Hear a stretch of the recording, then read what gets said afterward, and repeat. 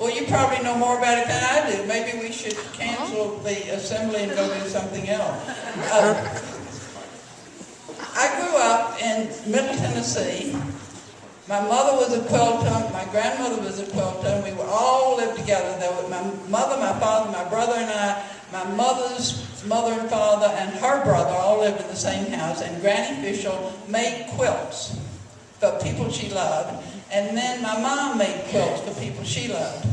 And so I'm going to show you a whole bunch of quilts, and hope I don't bore you to tears. So if you get bored, hold your hand up and we'll do something else. Somebody going to help me? Okay, my little helper's here. This quilt, obviously is a blue and white quilt. Quilts have names. This is called a pineapple quilt. And the reason I'm showing you this first is that this is the quilt that I slept under when I was a little girl growing up. Granny Fisher made this quilt for me, and I thought that everybody in the whole world slept under quilts that somebody that loved them had made for them. So I didn't understand that some people went out and bought quilts. What do you think about getting it closer to them? Can we do that? And you may see on this, as you look at this, that it's got some wear and tear on it, but it's still pretty good. I love it. I probably will never love any quilt more than I love this one because it reminds me of when I was a little girl. And can you tell why it might be called pineapple? Why? Looks like there are white pineapples on it. That's it. You got it. Nothing complicated. Okay, ladies, thank you. So, there are a couple of vocabulary words that you need to learn. A quilt, the definition of a quilt, and there are lots of exceptions to this, a quilt is a textile sandwich, a fabric sandwich. There are 3 layers to a quilt, except when they're not, but usually there are. There's the top, and where is the top? Here we go. I love having these people working for me. And y'all need to come closer so they can see them better. Or walk up and down or something. This is a top of a quilt. And you can see all the zillions of pieces. So some lady, and most quilts have been made by late women, not all, but most, had to cut all these pieces out. And, sure, show them the back, it's fine.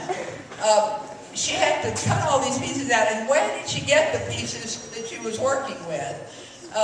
Anybody take a guess? Where might this lay? This quilt was probably made in about 1920 or so. I mean, this quilt is close to 100 years old.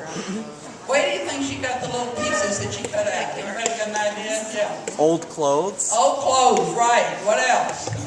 Old curtains, old sheets, old everything. And so when they started falling apart, yeah? Flags, anything, any kind of fabric that was around. She wouldn't waste anything. She cut it up and cut all these pieces out. And every piece in here is the same shape. Can you see that? Yeah. Okay, so a quilt is a textile sandwich, 3 layers. That's the top. There's a middle cotton batting, and behind is the bottom. Piecing. This is your first vocabulary word. You listening? Yes. Yeah. I want teachers to ask them these words at some point. Piecing is when after you cut out the pieces of the whatever, the old clothes, you sew one piece to another. Piecing. Got it? Piecing. All right. Quilting is the stitches that hold the 3 layers together. Stitches go up and down and up. That quilt, that top has no quilting stitches because it's just the top. Okay, ladies, we'll keep moving along.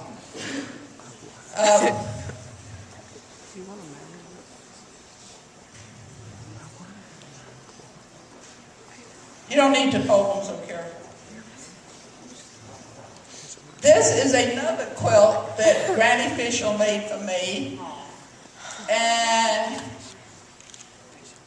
I'm wondering if you think this quilt is prettier than the blue and white pineapple. And that's something to be thinking about while I'm talking to you all. If you could own one of these quilts and go to bed tonight sleeping under one of these quilts, which quilt would you want it to be? It won't be the same as the person next to you likes. There's no wrong answer to this question. But do you see that this is these are tulips? Can you see? Here's another vocabulary word. You've got piecing, you've got quilting, and you've got applique. This is applique, and am I right that you all are doing? We're going to be using applique method. And what to make our quilt? What is that? Why don't you tell us, Betsy? I think that means she doesn't know. No, she knows.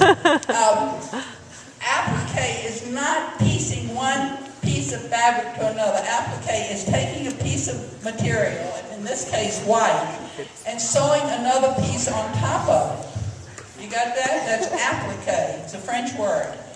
And it's hard to do, and this is particular. Granny Fisher was a good quilter.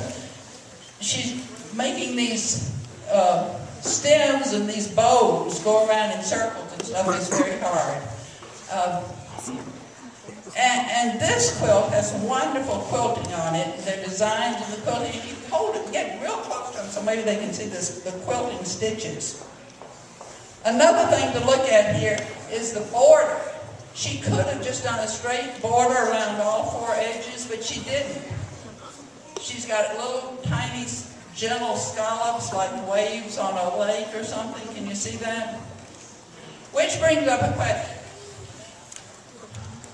Well, I'll tell you some more about myself. I came to New York as a young girl, and as I say, I thought everybody just lived with quilts because they're grannies or they're somebody's made them for them. I walked up one fancy street in Manhattan, and I saw some quilt stores, and it turned out that quilts were selling in New York back then for hundreds of dollars. And, you know, I thought that was pretty tacky.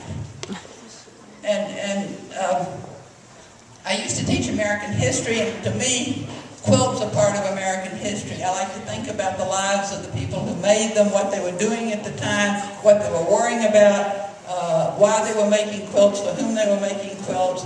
And I didn't like them becoming just toys for rich people. So I decided that I was going to buy quilts back home in Tennessee and bring them up here and sell them. And Pam, mother has a whole bunch of my quilts, am I right? So that I have hundreds of quilts in my house, but I don't, which I'll sell. I won't sell Granny Fisher's quilts, and I won't sell my mother's quilts, but I do sell quilts, and I sell them just covering my expenses because I want people to have quilts in their home. I want them to love quilts, and I would like you guys.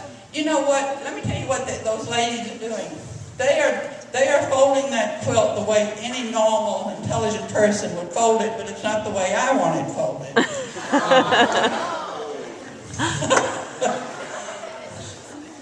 Because the next time I want to show that quilt, I won't know what it is. So, so you have to fold them.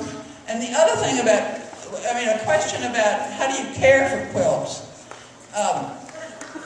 Thank you, lady. And also, because these are two wonderful women, they are folding it very carefully, but I hope in the future they won't fold it corner to corner neatly. They need to fold it off-center, because quilts, if they're folded in the same place every time, will get a mark where the fold is. So that fits just fine with me because I'm sort of sloppy.